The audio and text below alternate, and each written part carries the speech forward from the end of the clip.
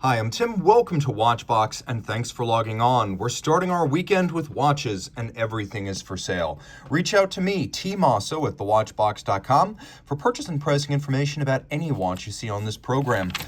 We're also looking to build inventory. We sell what we buy, and vice versa. We will buy, we will trade. We love to trade a watch you're not wearing for one that you will, and we will pay cash for your entire collection. We pay cash, we pay fast, we make it easy, and no upper limit on value paid. We will buy your entire collection of Henry Graves complications. So, reach out to tmosso at thewatchbox.com to buy, trade, or sell. Jumping straight in, we have a watch that is almost unassuming, and yet it's one of the most sought references of the moment. This is the Omega Speedmaster Ed White. Technically the Speedmaster caliber 321. It is a faithful re-edition of the historic 105003 that was worn in 1965 by American astronaut Ed White during the USA's first spacewalk. Now the watch here, of course, has that professional case. So the professional case is 42 millimeters with lyre style lugs and crown guards. This is 39.7 millimeters. You can see it has squared off simple lugs and a no guard profile. Now we do have a sapphire crystal on each side because today this is a luxury piece, as well as a ceramic tachymeter. We have a number of vintage elements, starting with the case, obviously, but also including the Omega logo, Speedmaster, and Omega marquee. We also have a vintage Omega logo on the crown and yet another one on the buckle. The bracelet is modern, but it's designed to look like a mid-60s Omega flat link, and it's quite true in that regard. The clasp itself is a twin trigger, and as you can see, it has two different stationing points for the bracelet. Use your strap tool to move back and forth, and the twin triggers ensure they cannot pop open accidentally. Now, the watch is quite fetching, but it becomes more so. We've had versions of this 39.7 millimeter case before. The first Omega in space, the CK2998 twins, and of course the CK2915 from 2017, but none of them had this. This is the caliber 321 based on the Lemania 2310 Bausch. Its roots date back to the early 1940s. And this is, properly speaking, the movement that flew with Ed, yes, but also with the Apollo missions to the moon. Ironically, it's the pre-moon calibers that went to the moon. It has a wonderful column wheel action. Listen to it. It is super crisp. It feels as good as it sounds. You've got a big slow beating 18,000 vibration per hour balance. You've got an overcoil hairspring fire blued, a 55-hour power reserve. You've got a lateral clutch along with that column wheel. And I have to mention that it even has a rare hooking guard for the hairspring. This is seen on some 60s era overcoil hairspring watches, and basically it's a little guard to prevent the overcoil, which has some height to it, from getting hung up on the regulator under conditions of shock. So you've got a little bit of a historic nod there, and the finish is world class. It's a lot like the old caliber 1863, in that the bevels are almost indistinguishable from hand-finished, and you can really see that on the chronograph bridge.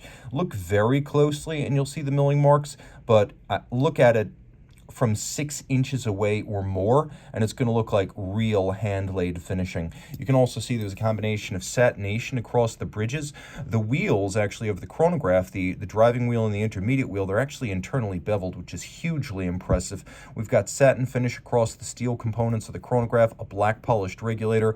All screw heads are black polished. You can see that we have polished jewel sinks too, which is deeply impressive. And the watch wears beautifully, as it's only 48 millimeters across the wrist. We'll do a quick loom shot here. Absolutely no issues with the loom, hugely visible. Throw it on my wrist, which is 16 centimeters in circumference.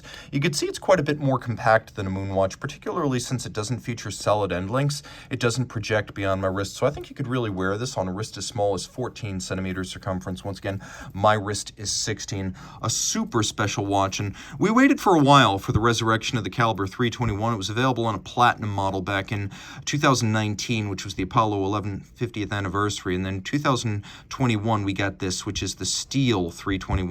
One watchmaker, one watch. These are built in a special workshop at Omega, where one watchmaker assembles the movement, dials the dial, and installs it, building up the watch.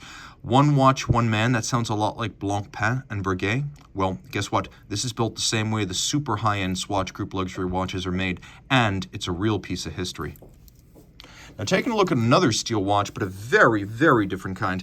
This was a huge hit when it came out in 2019. And the funny story about it is the dial of the 5212 was not supposed to look like this. This is the 5212A stainless steel, 40 millimeters. It's the Calatrava weekly calendar. But initially, Patek designers mocked up the dial using handwriting, and they loved the look of the handwriting so much that they decided to keep the handwriting of that employee who mocked up the dial, use it for the day, the date, and also the month. And you can see even the date disc features the same handwriting. You can see the 7 on the week ring matches the 7 on the date. So you've got the weeks of the year, you've got the date, you've got the day, and then roughly conforming to the week, we have the months as well. There's a little index that moves in radial format indicating the day as well as the week. And then we have blackened white gold hands and indices that give us a lovely contrast against this off-white base. The date disc is truly white, so you can see the contrast. The dial itself is off-white, almost cream-colored. Zoom out a little bit. It's a lovely piece. It's easy to wear. It's very light, being that it's in steel, but it's also more durable. You can see the details of the bezel and the lugs, super fine. And then on the wrist, a wonderful all-arounder. A watch that you don't necessarily have to wear as a dress watch. I'd say this is definitely on the sporty side of the dress watch spectrum, to the point where I would say this is just about an all the time except in the water type of watch. Long sleeves, short sleeves, it does not matter. And you can see that it comes with a lovely contrasting stitch strap. And then on the back, this was at the time the new generation Omega Patek Philippe Central Rotor Automatic. So previously it was caliber 324. This is the 26330SC. And so the big change here, there are some aesthetic changes and technical changes, but the big one is the addition of hacking seconds, which we now have. So hacking seconds, and you can see a lot of the highlights. We have a free-sprung Gyromax style balance, 4 Hertz beat rate, 6 position adjusted, anti-magnetic silicone hairspring, and this is all rated to an accuracy of no worse than +2, -3 seconds per day. Take a look. You can see all of the jewel and screw sinks are internally beveled, and we have beveling on the edge of the rotor as well as the edge of the bridges. It's quite attractive. Black polished screw heads with chamfered slots and circumference, engine turning on the center of the rotor, but also the base plate. And you can see that locating pegs, which are used to locate the bridges on the base plate, you see them on the balance cock. They have been black polished on their top. It is a good looking movement, nicely finished in a watch that's become a recent classic from Patek Philippe. From the moment this was available, there was a wait list, and that remains the case to this day. Patek Philippe builds most of its steel watches inside of the Aquanaut and the Ladies 24 lines. So very, very few of the so-called 20% of Patek production going into steel each year goes into making steel dress watches, and this is one of them. Not just a highly desirable model, but rare by virtue of the very material of which it is constructed. Now we've got a fun watch, also from Patek. In fact, we got a cool comparison coming up. What do you think this is? You can probably already see. This is another 2019 launch, the 5172G, a really cool looking watch that was the one we wanted right out of the gate. In 2010, when Patek launched the 5170, it did it with yellow gold case, a silver dial, it did it with stick indices and Roman numerals, and it just looked very frumpy and old-fashioned. And it wasn't until 2017 that we got the version of the Patek 5170 that we really wanted. White metal case, lume on the dial, a blue dial here with a color gradient, and baguette diamonds for the hour indices. This is the 5170P, and it was only made in 2017, 2018, and the very beginning of 2019. So this is a rare variant, but remember, this came out 7 years after the original 5170. By comparison, Patek realized right out of the gate that what collectors wanted with the 5172 was a larger case, so here 41 millimeters rather than 39.4. They wanted a dark dial, preferably in a color. They wanted Arabic numerals and a white metal case. And that's exactly what we've got here. You can also see that the luminescence is extraordinary on the 5172. and it's a little bit more, well, shall we say, limited on the 5170. Not to say I don't love the 5170. You can see that the watches do wear differently, with the 5170 being a much more compact timepiece. Zoom out, we'll get that cord out of the way. And then you can see on my wrist, this is a smaller timepiece, and that means this is the more viable option if a lady or a person with a taste for tradition wants a Patek Philippe chronograph. Now, this is the watch I prefer over all of the 5170s, and that includes the lovely 5170G with black dial and Breguet numerals. This is just that special. And again, it's not just a blue dial, it is a blue gradient dial, so light at the center, dark at the edge. We have a tachymeter scale on the dial, just like an old chronograph, and by that I mean vintage, 40s, 50s. That's when tachymeters were almost invariably on the dials rather than bezels of sports watches. Now, this watch has a very different look. Like the vintage reference 2405, it has these triple-tiered lugs, and like the 1463 Tasti Tondi, it has these round buttons with turbine-like outer profiles for the chronograph pusher. You can also see that Patek Philippe case making is progressing by leaps and bounds here, so you've got quite a bit of sophistication in the design of the case and the lugs, whereas this circa 2010 design is a lot less complex. Really, it's a Calatrava chronograph, whereas this is much more its own thing, and you can even see that the loft and the camber of the sapphire is designed a little bit more to give it a vintage style look, like a plexiglass. The dial is matte blue here rather than metallic, and we also have syringe style hands, which is a lovely feature that's brought over from the 5320 perpetual calendars, as well as drawn from history. Now, on the back, they're mechanically identical. They both have the same movement. 29,535 PS for Petite Seconde. You just saw, if you want to back up a second, that the Paul system that controls the instantaneous minute jumper just jumped a moment ago. Manual wind. We have a 65-hour power reserve. We have a column wheel lateral clutch. Note the use of golden chaton, vintage style, in the clutch. You can also see that we have a black polished and capped column wheel. That's Geneva style. Once upon a time, a capped column wheel was considered to be a mechanical refinement, not a finishing one, because it would present a obstacle to the clutch and the chronograph horns from jumping out the top of the crenellated towers of the column wheel. So it was there to prevent jumping of all these elements out of the column wheel under conditions of shock. Today, it is just a fine aesthetic flourish. This is world's best column wheel feel, by the way, guys. The Omega was good, but this is pushing the limit of what's possible. Here we have an overcoil hairspring, which Patek specs on its higher grade watches. Believe it or not, silicon is considered to be a sort of entry-level material that's mass-producible, whereas the overcoil is saved for the high-end references. Likewise, lower-end watchmakers at Patek work on vertical clutch chronos. The lateral clutch chronos are reserved for only their most accomplished watchmakers. And again, all of this with a 65-hour power reserve, a hacking function, 6-position adjustment, and that -3+2 second per day accuracy rating. We'll do one last quick view of these watches on the wrist. I don't believe I showed you a wrist shot of the 5172. You can see it is quite a bit larger, though it's not significantly thicker. Both of these will fit underneath the cuff, but if you want the smaller watch, go with the 5170p.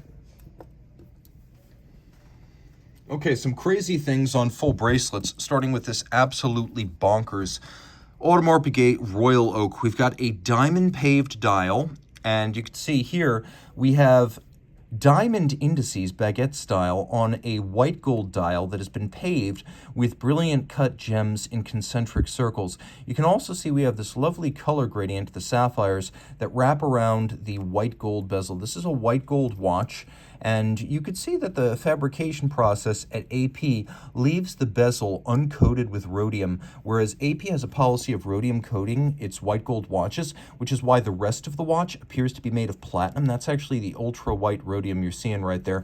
The white gold bezel is natural white gold.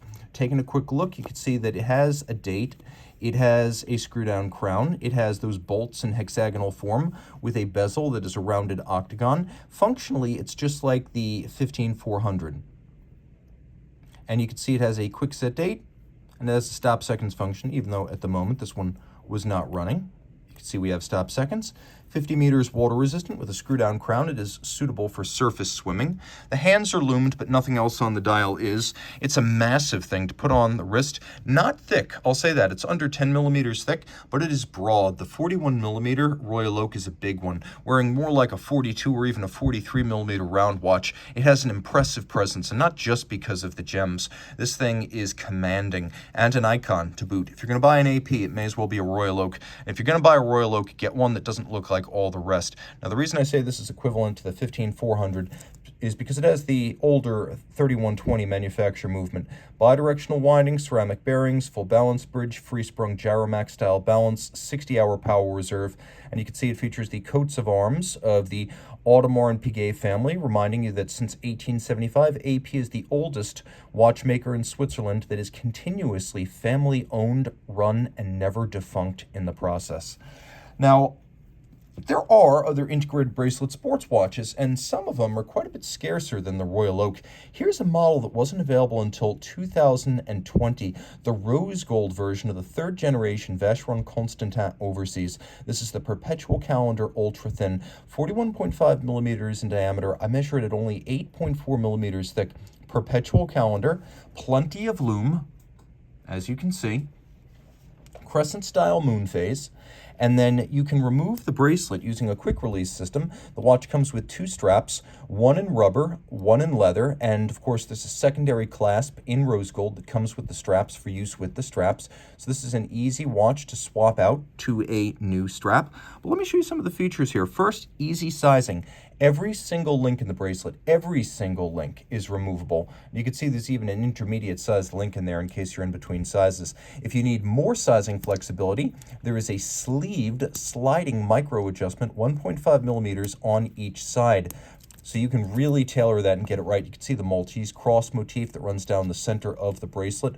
Flip it all over. We have a version of the JLC-based Vacheron Constantin 1120 caliber. And of course, this movement based on the 1967 JLC 920 Bausch, commissioned by Vacheron, Patek, and AP. That JLC movement base was only ever used by those three companies. It was never used by JLC's other customers, and it was never used by JLC. Now, we have 4 different finishes on the handcrafted 22 karat gold compass rose winding mass. We have this beryllium ring that runs all the way around the movement, and there are 4 ruby rollers on the base plate of these 920 base movements, and those rubies support the ring, which is beryllium and super low friction, and they prevent the ring and the mass from crashing into the bridges of the base plate, which allows them to be sunken really close with minimal clearances. That's how the base movement can be only 2.4 millimeters thick. You can see it's a gyromax style free-sprung architecture, automatic winding, unidirectional, with a 40-hour power reserve. It has the perpetual calendar functionality on the other side. It is water resistant down to 50 meters, and it is anti-magnetic to 25,000 ampere per meter thanks to a paramagnetic ring around the movement, which is hugely impressive for this type of a watch. You can also see this one wears its Geneva seal with pride. Beautifully finished. AP is phasing out this movement. They call it the 2120. I'm glad that Vacheron is staying the course. And you can see this is a full Geneva hallmark watch because the stamp is on the case as well, as it has been on Vacheron watches since roughly the middle of 2012. Now, we'll throw this one on the wrist. It's an easy watch to wear. Broad, but very, very flat. You could see that it fits easily on my wrist. I could recommend it actually for a wrist as small as 15 centimeters circumference. Its number one quality is just how flat it is. It'll fit underneath any kind of a cuff whatsoever.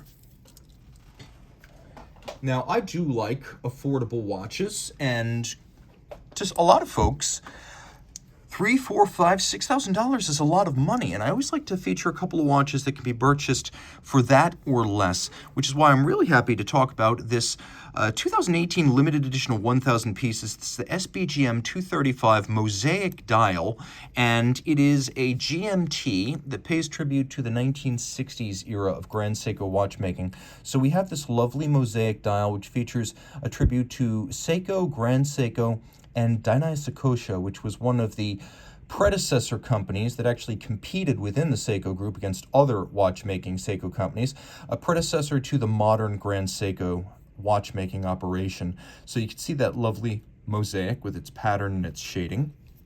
You can see how handcrafted this watch is. Black polished, tin plate polished, that is Zaratsu finished case, designed to look like the original 1960 Grand Seiko 3180, their first watch. Then on the dial, you have a fire blued 24-hour hand for the second time zone. You have these handcrafted, tiny twinkling, faceted, and mirror polished indices. The indices, the frame for the date, and the logo are made by hand, crafted by hand, placed and caulked onto the dial by hand. And you can see the same treatment lavished on the hands at center. Those dauphines are mirror polished across their top, and they have razor-like facets. This is hand craftsmanship at its best. Handcrafted dial, hand-finished case, handmade, hand-adjusted movement. You can see 9S 20th anniversary. It was 1998 that the 9S came out, and that was the birth of the modern Grand Seiko mechanical watch family that continues to this day. This is an automatic winder. It's accurate to no worse than -3 + 5 seconds per day, and it's got a 72-hour, 3-day power reserve. So this wears really nice on a smaller wrist. It's under 47 millimeters lug to lug, and the case size, it's just about 39 millimeters, is really amenable to people with traditional sizes, smaller wrists, and again, a unisex option that works really, really well for men and women. Just a cool piece, and unusual for these Heritage Collection watches from Grand Seiko is that it has the vintage logo on the buckle, but it has a full deployant clasp. In general, these vintage-inspired pieces tend to have that logo on a pin buckle. The fact that this is a deployant speaks to the special edition nature of the watch you just saw. Taking a quick look, we've got another special edition. This one from 2021, a 250-piece limited edition. This is the Tag Heuer Carrera Dado Hodinkey. So this is based on the Carrera Dado from the 1960s. That model came out in 1966, and it was a manual wind with a Landeron 189, a chronograph movement that had a date, and then in general, the older ones had a 45-minute chronograph register. This one has a conventional 30-minute chronograph register, but it's a 250-piece limited edition in stainless steel, 39 millimeters, and it's automatic winding. The original would have been manually wound. This one features the modern 80-hour power reserve, column wheel vertical clutch, a Heuer 02 movement, and it really does have, you can see the column wheel right up in the top. We're used to seeing movements that are too small for a case, but it's rare that we see a movement that is almost too big for the case. As you can see that parts of the movement, including the column wheel, are underneath the overhang of the case back. Column wheel feel is exemplary. All this 100 meters water resistant, so put it on a different strap and you'll find that you can absolutely swim with this. It's a modern watch, which means it has a luminova, which means it is well loomed. Also, it has features like that smoothly engaging vertical clutch, a stop seconds function, as well as a quick set system for the date. Now the watch wears beautifully on a smaller wrist. You can see that there are no perforations in the strap because the way this clasp works is it crimps and takes in any excess length. So you feed the strap in, then it crimps it down, holds it in place, all that closes, and the excess strap length is hidden underneath the clasp, which really cleans up the look. It also prevents the gouging of the strap and leads to a longer lasting strap. Throw it on the wrist. Those Carrera lugs are historically strong and cause any Carrera to wear a little bit larger than its nominal rated size. So I'd say consider this more like a 40 or a 41 millimeter round watch and you get the basic idea. A really good looking piece, a wonderful all-arounder. You can see how it has a dramatically domed sapphire crystal to look like a vintage plexiglass. Just a really cool piece all around. Hodinkey does a good job with its vintage reeditions and special editions. I give credit where credit's due. This is a really appealing watch. I was a big fan of the old Heuer Dado, and this follows in its footsteps in admirable fashion. By the way, very little Tag Heuer branding on this watch. You can see Heuer on the dial, Heuer on the crown, Heuer on the movement, and really, we only see Tag Heuer on the anniversary style rotor because even the buckle just says Heuer. I think they're slowly realizing that there's a lot more equity in the Heuer name than the Technique d'Avant-Garde, which has only been around since the 80s and doesn't seem well loved by watch traditionalists. Speaking of offense to watch traditionalists, this is public enemy number one. That said, it's also one of the it watches of our era. So in 2007, Richard Mille launched the RM11, which was the watch that really became the backbone of the brand. An example of modern-day établissage. It has always been a fabrication of pieces from the best suppliers, built in the image of Richard Mille's distinctive corporate tonneau case. It launched in 2016. This is the RM11 1003. So some changes here. The big ones being the ridged profile of the bezel, as the spline screw sleeves have been visibly extended. Now you don't only see them in the case flank, but they're echoed in the contours of the bezel. So we have a mid case of titanium. You know that because it says titanium. And then there's a combination of vertical satin finish and media blasting. Then we get to the bezel, which has polish and satination. We have those distinctive titanium spline screws. We have a chronograph here with a flyback capability, so reset and restart without first stopping. Note that the chronograph register goes up to 60 minutes, a feature I love to see for practicality. There is a stop seconds function. There's also a quick set, and you can see that we have a grande date, or a big date, up at 12 o'clock. It is a double-digit date powered by 2 different wheels. You'll also note we have a little month indicator down between 4 and 5, and so right now it's 10:08, so it's saying it's October 8th. Not only is this a flyback chronograph, it is an annual calendar, which means it only needs one adjustment per year, the jump from February to March. You can see that there is a carbon fiber flange around the dial that features the indices, the luminescent plots. The sub-registers are also luminescent. Flip it all over. You can see that the contour of the case is designed to match the arc of your wrist. I'll put it on my wrist in a moment. We have here the RMAC3 movement, which is based on a Valche Bausch, albeit highly modified. It's free sprung, 5-position adjusted. It has 2 barrels, a 55-hour power reserve. The flyback chronograph, the annual calendar, the movement is made entirely of grade 5 titanium. You can see these little winglets on the rotor. They can be used to change its polar moment or turning force to increase the winding efficiency or decrease depending on your personal activity level. We have 1, 2, 3, 4 points at which the movement is attached to the case. There's a rubber donut in each of those, which provides immense shock resistance, compounded by the lightness of the assembly in titanium and the free-sprung architecture of the balance. You can see the little Valche star on the base plate. So let's do a quick review of where all the parts come from on an RM. The case and the buckle are Valgine. But that's just the buckle. The whole clasp, the leaf spring system here, it's made by G&F Chatelain, which is a Chanel company. So we've got Chanel's G&F Chatelain, we have Valgine, the case maker.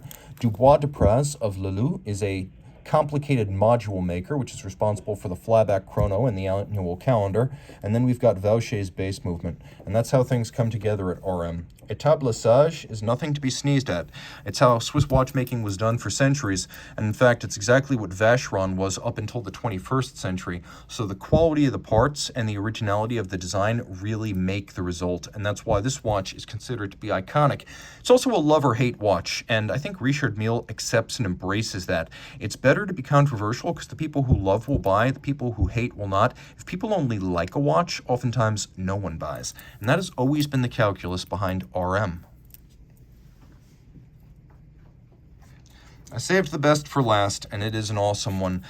One of only 10 made. 42mm tantalum case, jade dial, H. Moser C Endeavor Perpetual Calendar, tantalum. This is a USA special edition. You can see it has that lovely blue-gray tantalum case, hand-finished. It took 2 years of development for Moser to be satisfied that it had a saleable case in terms of fit, finish, and assembly. The tantalum required an enormous amount of development time, and according to Edouard Melan, the CEO, he told me they wear out about 1 set of tools per case. Jade dial. They didn't want to go with a conventional bright green jade because a lot of other companies that have gone with jade dials have used that color, most notably F. Pigeon, and they didn't want to go with a voguish green, as the last 2 years have been the era of the green dial. They wanted a jade that was different and a green that would stand the test of time. So we have this lovely marbling of green and white. Now, the perpetual calendar system, designed by Andreas Streller, is bi-directional, and you are able to adjust it backwards and forwards. You can see that little index, 12 hours, 12 months. So that is March 1st. That's how that works. There's also a stop seconds function if you pull the crown out all the way. And then there's a power reserve indicator. 7 days advertised, although in fact it will run for almost 9. On the reverse side, note the case back is contoured and cambered to really hug your wrist. One of only 10 made. You can see barrels set in chaton of gold. The entire train in golden chaton fixed by screws, a nod to the pocket watch era of Moser watchmaking. The entire balance and escapement lifts out as a unit to be replaced with a pre-serviced unit when it goes in for service to speed the return to you. It has 2 hairsprings. This is the HMC 800 movement, but The perpetuals in tantalum have this exclusive double hairspring. Identical flat hairsprings, 180 degrees apart, so they always alter the timing of the watch by an equal and opposite margin. In this position, one of them wants to speed up the timing because of gravity, and the other, by an equal and opposite margin, wants to slow down, so achieving in a wristwatch and instantaneously what a tourbillon historically would have achieved in a pocket watch. You can also see there's a 14-karat gold escapement, minimal lubrication, low friction. Moser makes that with the balance and the hairspring in-house. And then we've got something that you will not find on the regular production version of the Abyss dial tantalum perpetual calendar. There is an enamel dial version of this watch that's regular production, albeit low by virtue of the case, but that watch does not have a diamond capstone on the balance. These are synthetic rubies. Only this USA limited edition has a true diamond capstone atop the balance, and that's very important to note. The watch is only 48.5 millimeters from lug to lug, so although it's 42 millimeters, it wears nicely on my smallish wrist, and you can really see that the curve of the case back and the arc of the lugs makes it hugely accommodating and a lot of fun. This is a timepiece you can wear full-time basically anywhere except in the pool. Reach out if you love what you see here to tmosso@thewatchbox.com for purchase and pricing details.